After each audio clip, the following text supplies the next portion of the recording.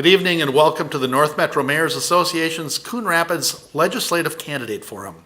Thank you all for joining us tonight.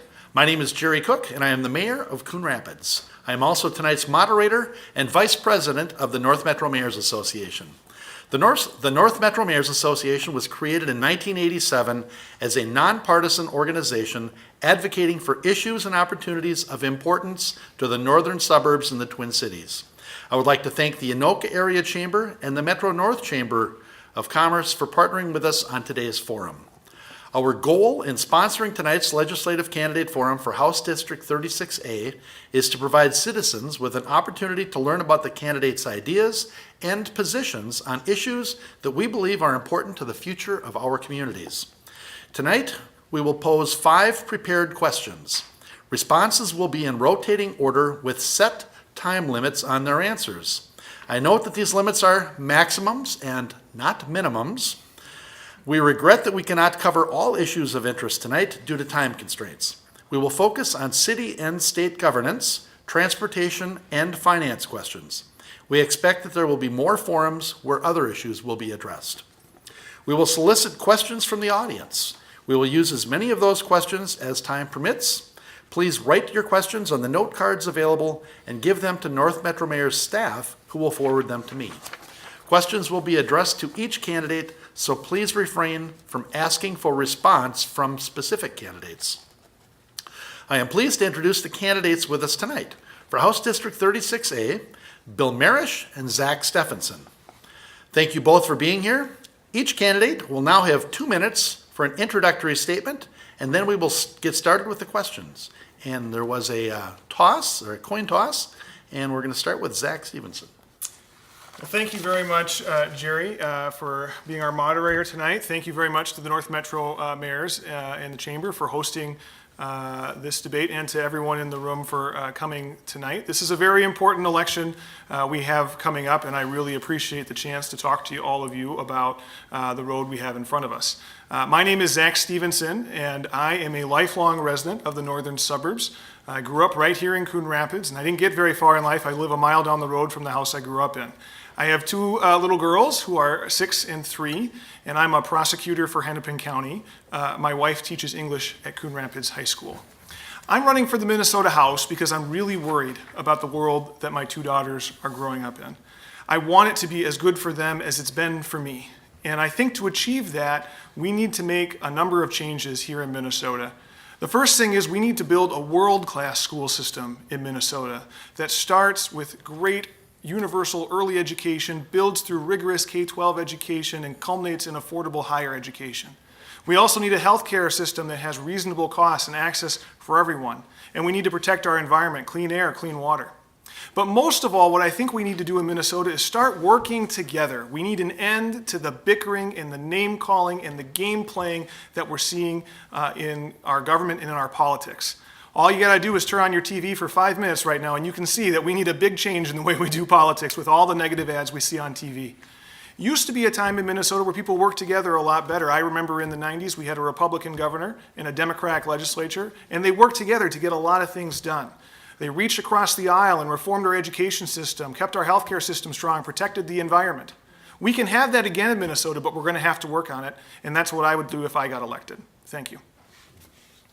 All right, then Bill Marish. Well, my name is Bill Marish. I go by Coach Marish a lot of times, so my signs say Coach Bill Marish.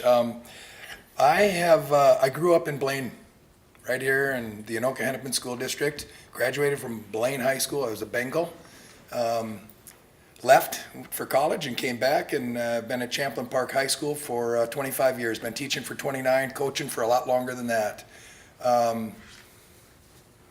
In my experiences, the things that I've seen that I think I can bring to help in this this endeavor to be a state legislator, represent you in the House is my background in competition, my students, what I see, the students that struggle, the students that do okay, and the students that excel. I watch the ones that do well, and they're the ones that set goals, and then they prioritize the steps to be able to achieve those goals. That's what I want to do.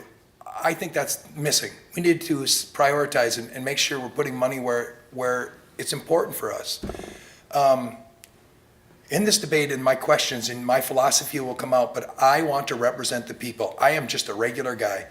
My wife and I, my wife's a librarian at the school. She's a paraprofessional. I'm at the school. We do extra jobs. We do everything we can. We've never made $100,000. Our income's never been that high.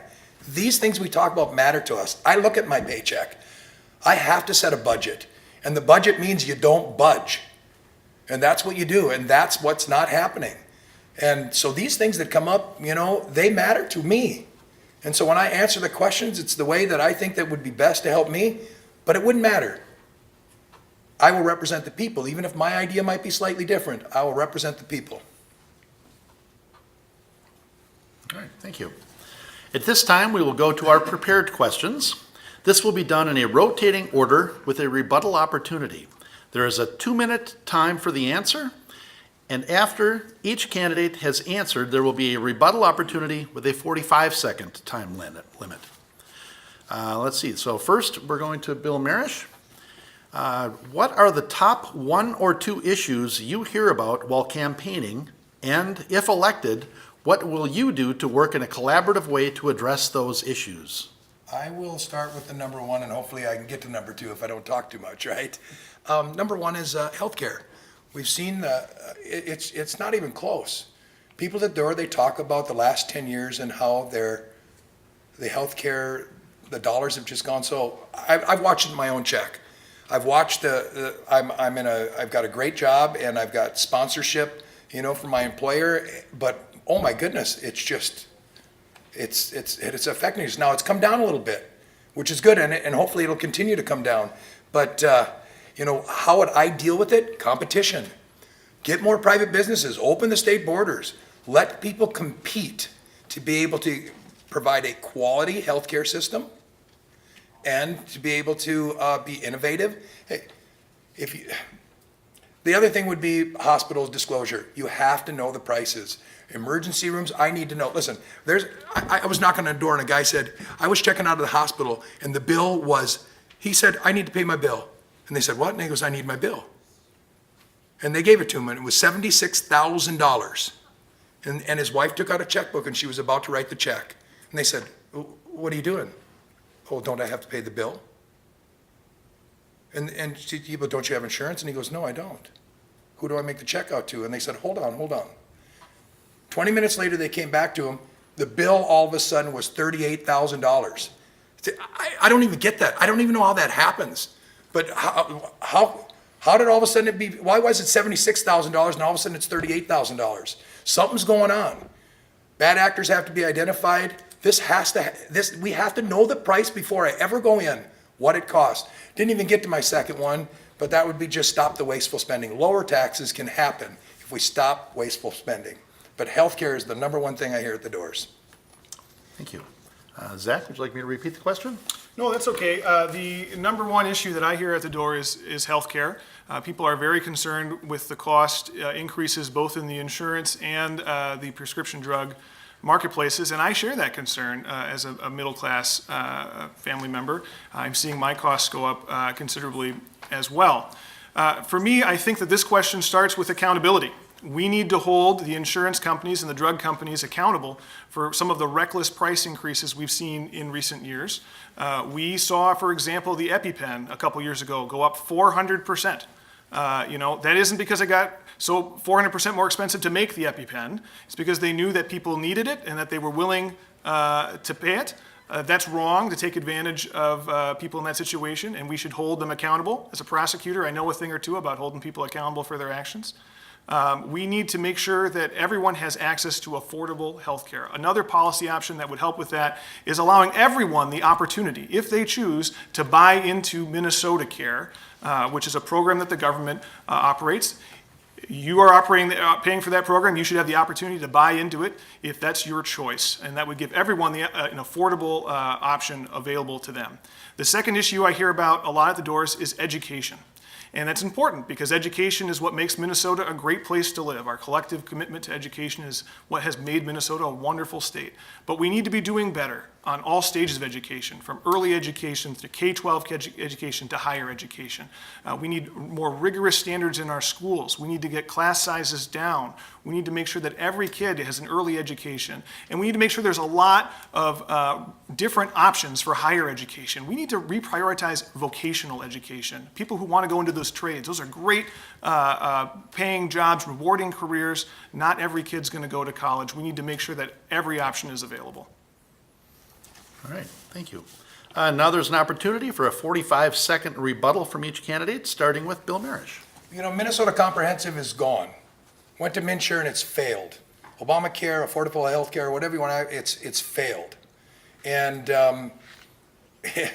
government doesn't do things very well. Bad actors have to be identified. They have to be.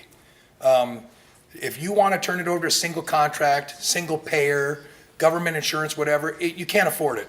I read the numbers, $112 billion, $17 billion a year of new taxes. That's $3,000 out of the pocket of each and every one of us. We can't afford it. And if you're going to talk about single payer, then you need to be honest with the people of Coon Rapids and Champlin and talk about what you're going to cut. What drugs won't you pay for? What procedures won't you pay for? Because that's the only way you'd ever be able to control the costs.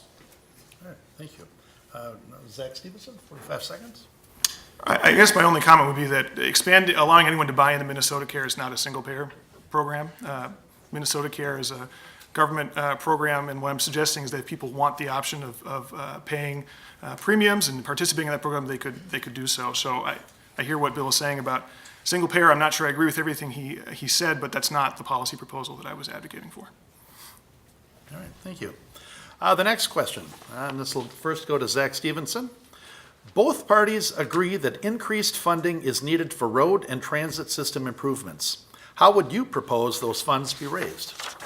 Boy, this is a big issue. We really do need new investments in our roads. All you have to do is try and drive from Anoka to Blaine during rush hour, and you can tell. I mean, that's some of the worst traffic in the Twin Cities. And the fact that that's happening out here in Coon Rapids, you have an easier time getting from Minneapolis to St. Paul in rush hour than you do getting from Anoka to Blaine. So we need new investments in our transportation system, and I'm really open to any idea that's on the table. Historically, the legislature has relied upon the gas tax. I'm not a big fan of the gas tax. It's a regressive tax that falls hard on working class and middle class Minnesotans. On top of that, it's losing its efficiency because as more and more people buy electric cars, they're buying less gas, which means they're paying less gas tax or fuel-efficient cars, not just electric cars. And by the way, that makes the first problem worse because poor people aren't buying Teslas. So we need to find new ways to fund our roads. There was a proposal last year to dedicate the tax on automobile part sales to transportation, and I don't have a problem with that proposal. The only issue with it is it does blow a big hole in the rest of the budget because that's an existing source of revenue that already funds our general fund, and so we need to find have a plan to what to do with that big hole in the budget, how to replace that revenue before we adopt that proposal. But the size of the problem we have with transportation is so large that really I'm open to any idea. All right, thank you. Bill Marish, would you like me to repeat the question? No, I'm okay. The two things that come to my mind and have already been mentioned, one of them is the auto sales, auto rentals, car parts, there's taxes on those things. And I think, and they go into the general fund and then they get lost. You don't want to be, they get robbed out and they should, because they were supposed to be used, they just disappear. Pet projects, they disappear. I think that those monies need to be constitutionally dedicated, every penny of them dedicated to roads and bridges. And there are so many numbers in front of me that, you'd have to sit down and really look at it for good ideas and to address this problem. But I think that would be a good step. The other one is, hey, roads are supposed to last 10 to 20 years, 15 years. Why not bonding? Borrow the money. If they're gonna last for 10 years, let's pay for them for 10 years. We don't need a one-time payment. Stretch it out. Stretch it out while it's there and it's working. Let's use some bonding. All right. Thanks. Thank you. Now an opportunity for a 45-second rebuttal. Zach Stevenson. Well, I don't agree with the idea that we should be bonding to do regular road projects. I think we need a dedicated source of funding. Bonding is essentially sticking the roads on the state's credit card bill. And those bills come due someday, and our transportation needs are just going to continue to mount and mount and mount. In the last few years, the last couple of decades, we've seen a lot of short-term fixes and one-time patches of transportation in our budget generally, and I think Minnesotans are tired of that. And so I think that we need to be upfront with Minnesotans that we need to find new sources of revenue for our transportation, and I think a one-time fix like bonding where you're thrown on the credit card is not the right idea. All right. Bill Marish, 45 seconds Well, rebuttal. you know, I would just pretty much just repeat what I said. You know, the dedicating that money is going to help, so it doesn't get lost in the budget, because it is important, and you know, you have to pay for it. You want to pay for it. If the road's going to last 15 years, are you going to pay for it in 1 year, the whole thing, or are you can you stretch it out? You know, so I would think it'd be smarter to stretch it out. Thank you. Our next question, which will go to Bill Marish first. What should be the role of the Metropolitan Council in guiding policy development in the North Metro? You know, I remember reading some things about this and seeing some legislature that was proposed, and I liked what I had heard. I heard lots of complaints about Met Council being appointed with no accountability, governor appointed, and it's just over $1 billion budget. There needs to be some accountability. You need to be able to get rid of them if you don't like them. This needs to be elected positions, so if whoever gets elected, then there's going to be an election to appoint. I think the proposal was 29 members. Get them from the local areas so that they are representing the area, so that they're saying, so we know what they want in their area. Right now, you don't really know what motivates them, what's driving the people there. That's not good. Now, if you don't like what they're doing, then hey, vote us out and get new people in there. All right, thank you. Zach Stevenson?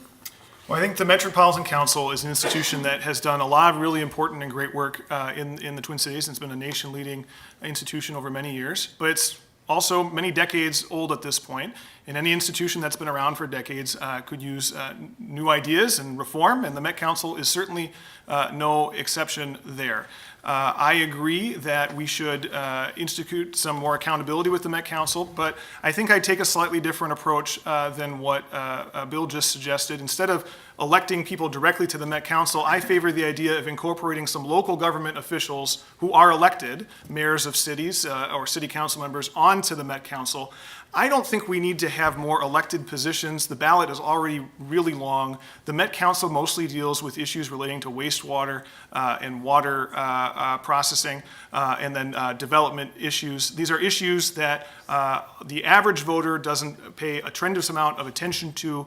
I think that we would be better off incorporating some accountability by including local government officials rather than adding another layer of elected governance. Now for a 45-second rebuttal. You know what, I probably spoke wrong. I agree with that. I think they need to be elected by elected officials, not on the ballot. We're on the ballot. You know, and those elected officials then would vote, drawing from the areas that they would, you know, that they are from. The Met Council has done some pretty controversial things too. And again, it comes up, with the Thrive MSP 2040, you know, there's things out there that, you know, that we read about, and they are controversial. So, you know, this is where we want that accountability, so that we stagger that vote, you know, of ours, so that we can replace them if you want them replaced, if you don't like what they're doing. Zach Stevenson, 45 seconds. You know, I don't think I have anything to add. Okay. Next question. Minnesota's business property taxes are among the highest in the nation. What would you do at the legislature to address this? We'll start with Zach Stevenson. Well, I think it's not just business property taxes, but residential property taxes that concern me. Business property taxes, of course, are levied on a couple different levels. We have local property taxes and, of course, the statewide property tax. levy. But in terms of local property taxes, the primary driver of local property tax increases in this area in recent years has been additional school funding. And the reason why that has happened is because the state government has abdicated its responsibility to fully fund our schools. In fact, state funding for education is $1,000 less per student what it was in 2003 when you account for inflation. That's criminal in a state like Minnesota, in the education state. Not just because we need a good education system to prosper as a state, but also because what the legislature has effectively done is pass the buck from funding the schools on to local property taxpayers, middle-class families, small businesses, senior citizens. It's wrong. The state should be paying its fair share of our school funding, and that would be the number one thing that I would do in order to try and get the property tax burden, not just on business, but also on families that live in the northern suburbs, down to a important, acceptable level. With regard to the state levy, I think we got to look comprehensively at how we compare state to state. We need to be competitive with our peers. We need to make sure that our taxes are in line with other markets that we are competing with. And so I think we should look at both the business taxes, the business property taxes, and all the other taxes that we levy, and make sure that we are competitive. Thank you. Bill Marish, would you like me to repeat the question? Please. Minnesota's business property taxes are among the highest in the nation. What would you do at the legislature to address this? Well, you know, I like what's happened in 2017 where they talked about the first $100,000 of market value of each commercial industry is going to be exempt from tax. I think they could go further. I think they could go to 150 or even 200,000, creating a competitive atmosphere for our businesses to stay right here. Okay, thank you. There's now an opportunity for a 45-second rebuttal, starting with Zach Stevenson. You know, I don't think I have anything to add. All right. I'm okay also. I guess I wasn't sure what you'd even rebut at that point then. I don't agree with that. All right, our next question, and we'll start with Bill Marish. Your community is part of not just a regional or national marketplace, but a global one that competes for business and talent on a global basis. What policies would you support to help retain and attract businesses and talent to the region? You know, a lot of things have already come up that I think that would be very helpful that I probably agree on. You know, I mentioned already, a competitive tax structure. You have to have that. Businesses won't stay here if we can't afford it. They leave because they just can't afford to stay. So we have to have a competitive tax structure. And the next thing I would go to is our schools. We both talk about schools. I'm in the schools, and our schools have to be top notch. They've got to be competitive. They've got to offer things that will help our communities.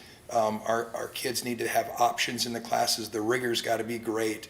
And of course, we talk about, I'm in it, so I know what my teacher to student ratio is, and I'm like, my goodness, but we deal with it, but schools are so important. Now, if we do that, and we've got our best minds being challenged, the minds that are going to be creative and innovative to stay right here with a good tax structure, and they'll start businesses, and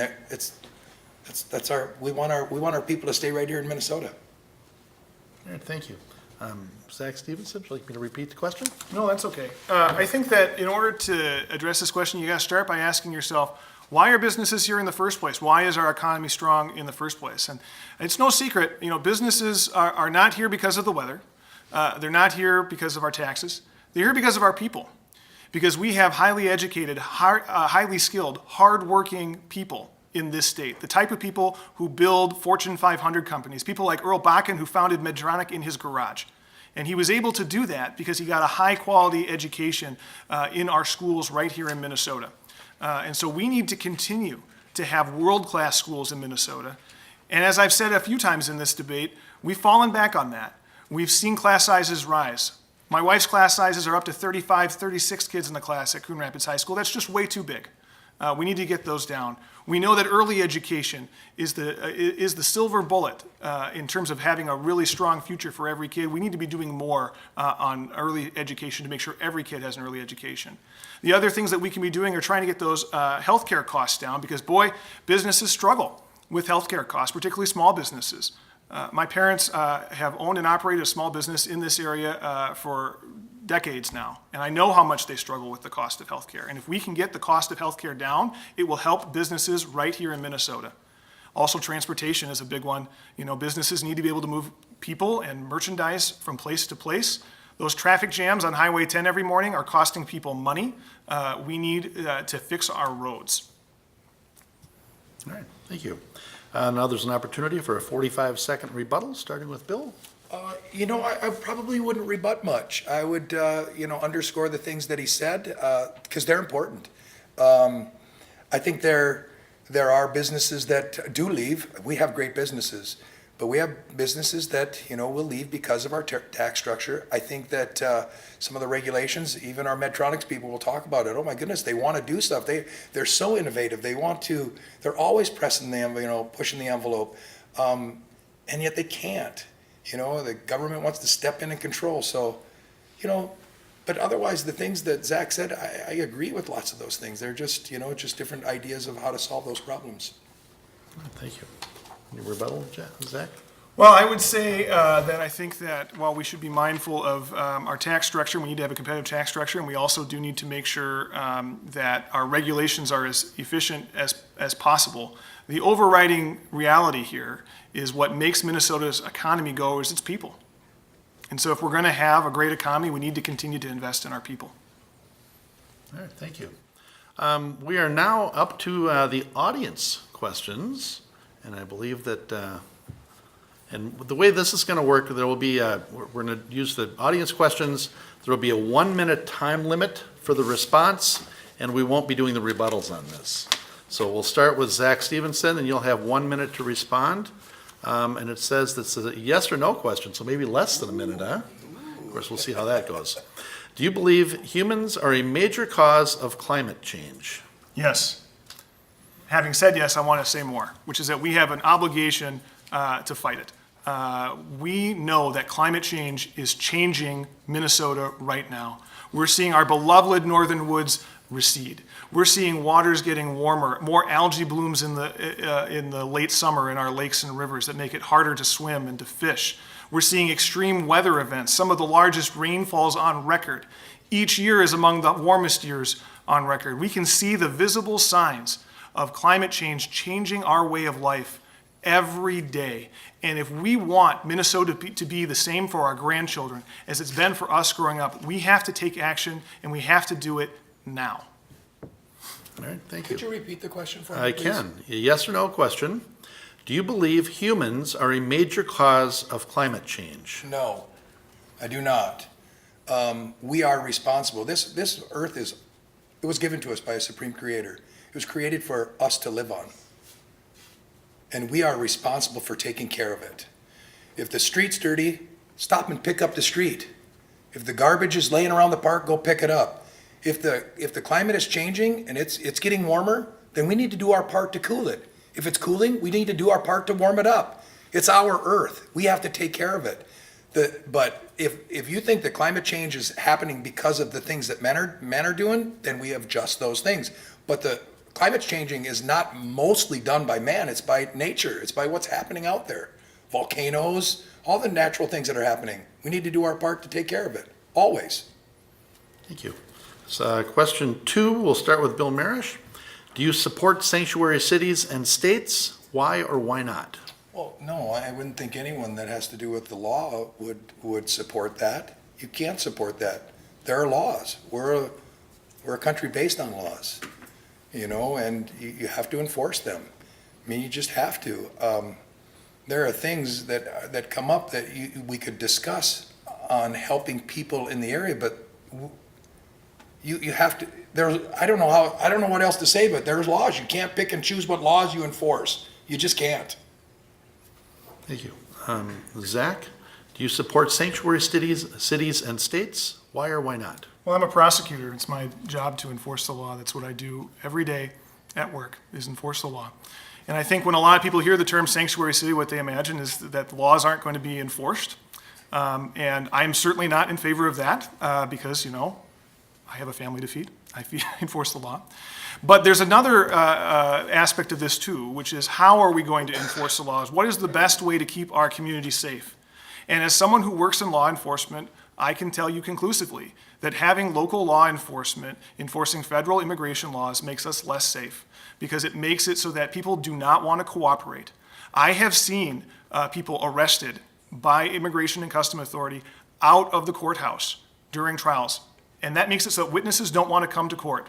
The number one reason why we have people who are guilty of crimes not convicted at trial is that witnesses refuse to come to court and testify. And anything that makes it less likely for people to come to court and testify makes us less safe. All right, thank you. Question 3, now we'll start with Zach Stevenson. Do you support single-payer health care? Well, that's a pretty broad question. I would say that I'm pretty skeptical that Minnesota could do single-payer health care by itself, just here in Minnesota. A lot of states have tried to do single-payer by themselves. California tried, Vermont tried, and it didn't work in either state. And so I'm kind of skeptical that Minnesota could go it alone and do single-payer health care. I think that if we're going to do something that big of a change to our healthcare system, it would probably have to happen on a federal level. So I'm not really interested in pursuing single payer here in Minnesota. Instead, I think there's a number of things we can do to get the costs of healthcare down for middle class families up here, and I've outlined those earlier. But essentially, I think we need to start holding insurance companies and drug companies accountable to get those costs down. I think we need to have Minnesota Care buy-in for people who want to do that. Those are the type of pragmatic solutions that I favor. All right, thank you. Bill Marish, do you support single-payer health care? No. I mean, to even think about federally, no. I mean, God, no. I don't know what to say. It's too expensive. I can't afford it. I watched what happened to my check. It won't work. You have a single contractor. Where's the innovation? It's my money. They're messing around with my money. They want more of my money. And then what choice? I don't have a choice. They've taken my choice away. I have an employee-sponsored insurance. I wouldn't have that. That's gone. And you know what? I like that. It just wouldn't work. $17 billion a year to. I can't imagine $1 billion. So when you say 17 billion, that's why we always break it down to $3,000 out of the pocket of every man, woman, of child in the state. Single payer doesn't work.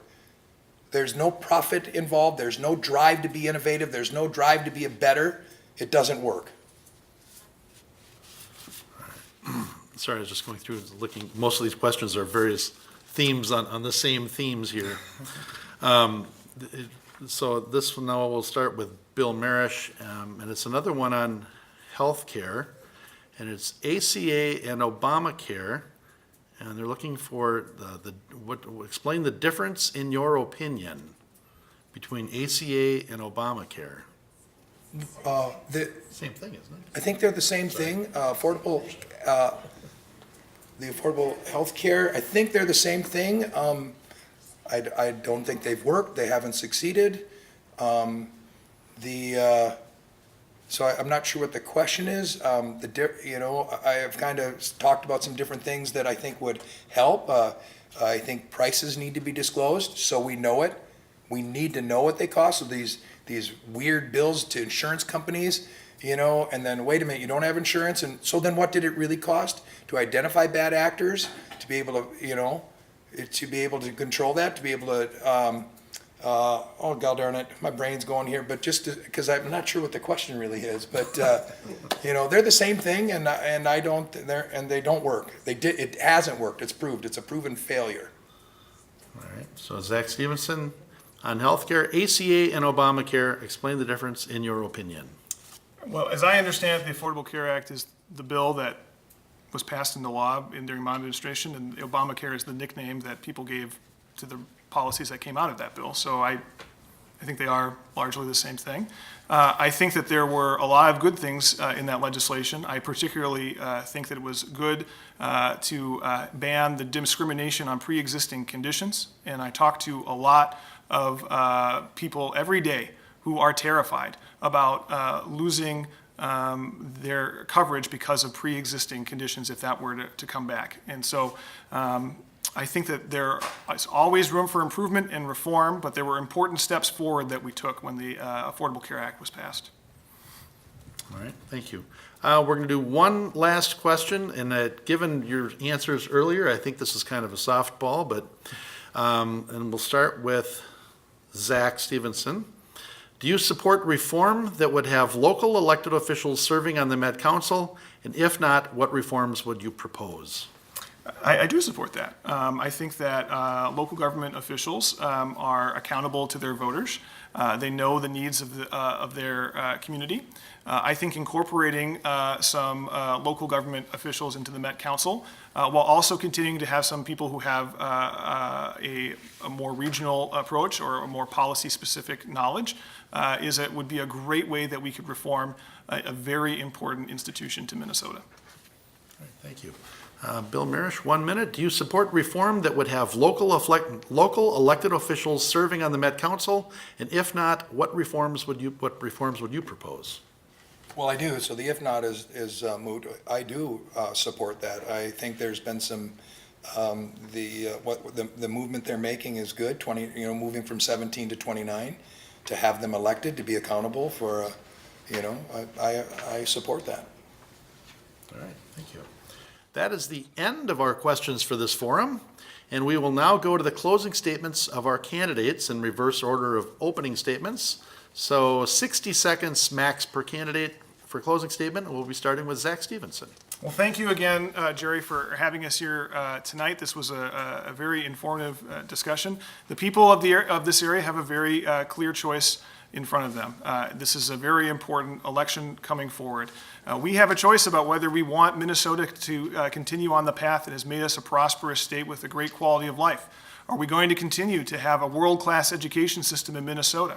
Are we going to continue to protect our lakes and our rivers, our great northern woods, and continue to have the great outdoor quality of life that we've had over decades? Or are we going to take a different path?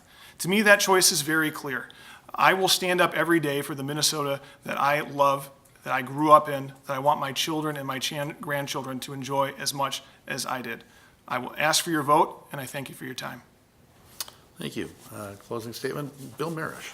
Well, thank you, for organizing the event and giving us an opportunity to talk. I too agree that there's a choice to be made, and there's a box to be checked, and I can tell you that I will serve the people. I will serve them, even above my own philosophies if that's what they want. But I will go there in St. Paul and I will fight. I will fight to make sure that we don't waste money, that our healthcare system, we can get it back on the right track. And it's going to take some time to get these private businesses back in here competing, but we can do it. I'm going to make sure that our Anoka-Hennepin, I'm going to do everything I can to make sure our Anoka-Hennepin School District gets their fair share of educational funding.